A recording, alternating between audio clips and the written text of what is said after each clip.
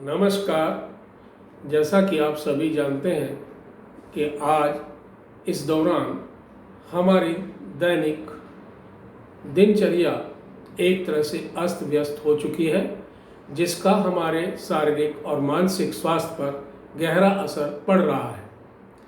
अपने शारीरिक और मानसिक स्वास्थ्य को स्वस्थ रखने के लिए हमें कुछ नियमों का पालन करना जरूरी है, जो मैं आपको आज बता रहा हूँ।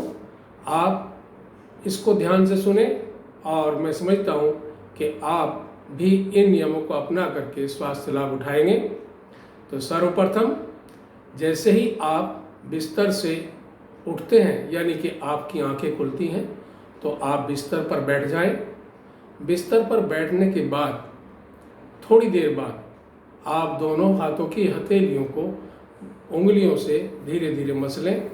फिर इसको प्रेशर डालते हुए अच्छी प्रकार से मसलते हुए खूब अच्छी तरह से अपनी हथेलियों पर प्रेशर डालें, जिससे आपकी थकान से दूर होगी।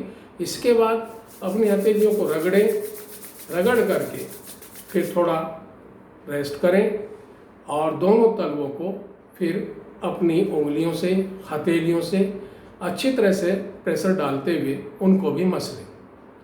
इतना करने के बाद अब आप सीधे बैठ जाएं और सीधे बैठ कर के धीरे से श्वास प्रश्वास पर अपना ध्यान एकाग्र करें।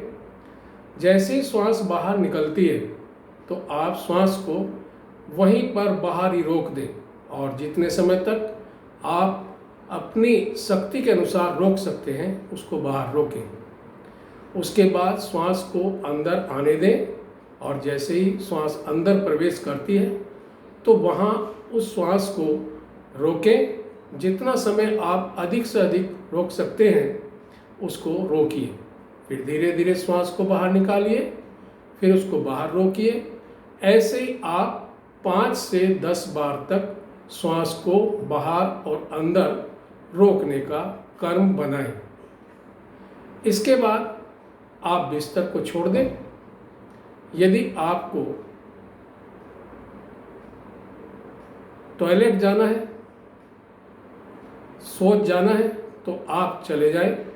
यदि शौच जाने की इच्छा नहीं है तो आप 1 या 2 गिलास पानी पिए। उसके बाद पानी पी करके आप ताड़ासन करें।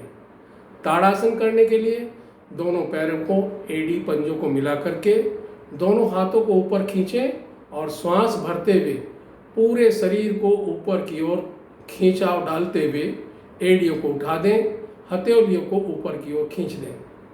श्वास को यथाशक्ति रोकें। फिर जब श्वास न रुक पाए तो धीरे से नीचे आ जाए। फिर श्वास को भर के ताड़ासन को दोबारा करें। ये प्रक्रिया भी आप 5 बार करें।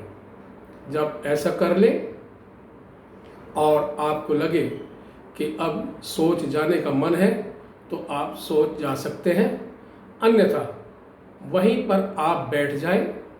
आप कोई कपड़ा डाल करके फर्श पे बैठ जाएं और बैठने के बाद ग्रीवाचालन यानी कि गर्दन की क्रिया करें। ये 4 प्रकार की क्रियाएं हैं जो मैं आपको बता रहा हूँ। बैठे बैठे आप इसको कर सकते हैं। दोनों हाथ घुटनों पर रखें और फिर गर्दन को ऊपर उठाते हुए छत की तरफ देखें। फिर नीचे लाते हुए सीने से टच करें। ऐसे काउंटिंग करते हुए 1 2 3 1 से 21 तक गिने। फिर दूसरी क्रिया, कान को कंधे से बाईं साइड छूते हुए फिर दाईं साइड छूते हुए 1 2, ये भी 21 बार करें।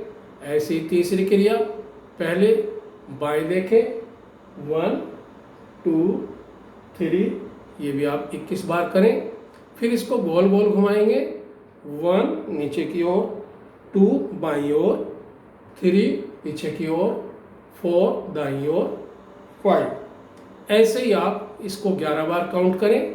फिर दूसरी तरफ से 1 2 3 4 5, ऐसे ही 11 बार दूसरी तरफ से करें। इसके बाद आप स्कंद चालन करेंगे। शुष्क न्योली यदि आपके सीने में कोई क्रूर वायु भरी हुई है तो वो उससे दूर हो जाएगी। इसमें क्या करना है, श्वास भर के जितनी देर श्वास रोक सके कंधों को पीछे की ओर चलाएं। फिर जब श्वास न रुक पाए तो धीरे से श्वास को बाहर निकाल दें। फिर श्वास भरें तो फिर आगे की ओर चलाएं। जितनी देर तक आप श्वास रोकें उसको आगे की ओर चलाइए। फिर श्वास को भरें, फिर एक कंधा ऊपर एक नीचे, जितनी देर तक श्वास रोक सकते हैं उतनी देर तक आप ऐसे चलाइए।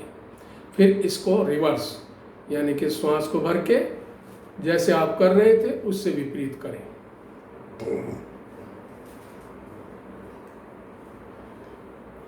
इतना करने के बाद अब आप रुक जाएं।